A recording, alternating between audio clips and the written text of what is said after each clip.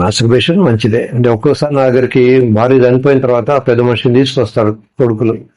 Sir మా అమ్మగారు చనిపోయారు, మా ఫాదర్ ఈజ్ అబౌట్ 90 years, ఆయనకి ఏదో అనీజీనెస్ ఉండేట అని నేను వారికి చెప్తాను. ఇప్పుడు ఆ 90 ఏళ్ల పెద్ద ఆయన మళ్ళీ పెళ్లి చేసుకునే పరిస్థితులు ఉండవు.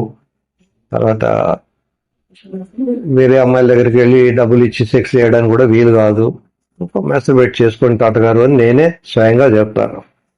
తర్వాత కొంతమంది స్టూడెంట్స్ వాళ్ళ పేరెంట్స్ తీసుకొస్తారు. సార్ మావాడు ఇంటర్మీడియట్ లో రోజు 15 సార్లు 20 సార్లు మాస్టర్బేట్ చేస్తున్నాడు, చదువుకోవట్లేదు. వాడికి చెప్తాను, బాబు ఒక ఫిక్స్డ్ డే పెట్టుకో, ఎవ్రీ సాటర్డేనో ఎవ్రీ ఫ్రైడేనో మాస్టర్బేట్ చేయమని. అమ్మాయిలు కూడా మాస్టర్బేట్ చేస్తారు, అబ్బాయిలు మాస్టర్బేట్ చేస్తారు. మాస్టర్బేట్ చేయడం తప్పు కాదు.